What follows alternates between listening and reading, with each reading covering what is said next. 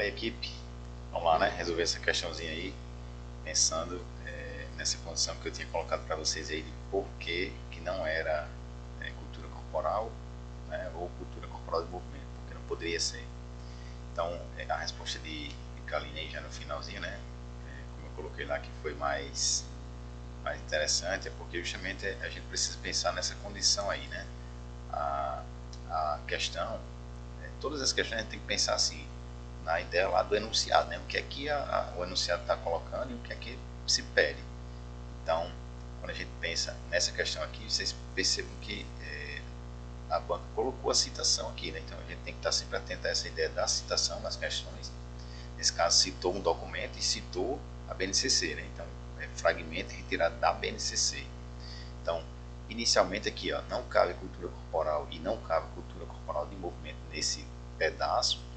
Primeiro porque é um trecho retirado e precisa ser colocado do jeitinho que está lá, certo? Então, primeiramente por isso, porque vem da BNCC, certo? Então, a gente tem aqui esse trecho, né? A educação física é o componente curricular que tematiza as práticas corporais, que é o que está colocado na BNCC. E aí eu vou mostrar aqui para vocês.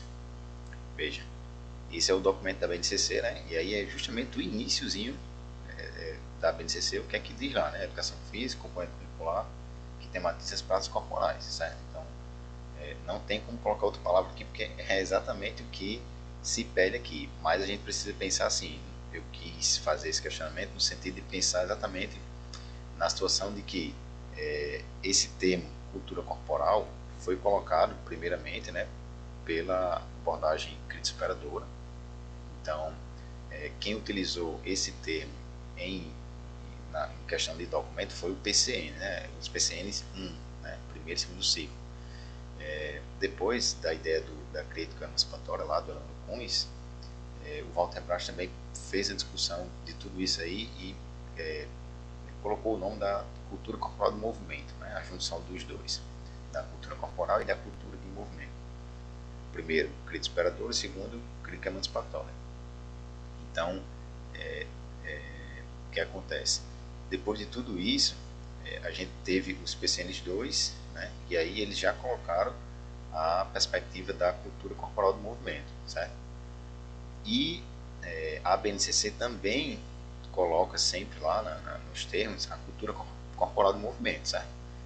Tratando nessa ideia de cultura, ela coloca como uma cultura corporal do movimento. Nesse trecho aqui não cabe a cultura corporal do movimento, pelo fato exatamente de ser, né, um pedaço do trecho tirado da BNCC que só cabe a palavra que estava lá, né? Então, a palavra correta exatamente para fechar a questão aí é a letra B, né? Então, só para a gente pensar aqui nessa ideia da questão, eu quis colocar isso nesse sentido, de que a gente precisa estar atento aqui, sempre que a questão está falando de cultura corporal, preciso pensar lá na abordagem crítica superadora, certo? Se não estiver falando nada de abordagem, nada de citação de ninguém, aí você precisa entender o contexto, mas nessa ideia das abordagens, das citações que se tem, né, a gente precisa pensar que é a cultura corporal. Se for a ideia, por exemplo, da cultura de movimento, a gente tem o Elano Kuhns, a abordagem crítica emancipatória, né? Essa ideia mais completa em cultura corporal de movimento a gente encontra nos PCNs 2, na BNCC também e nos trabalhos lá do Walter Bracht, né? Então, preciso ficar atento a essas situações aí para não perder as questões, né, fáceis nesse sentido de pensar nesse contexto. Beleza, galera? Se liga na dica aí, foco na aprovação. Show!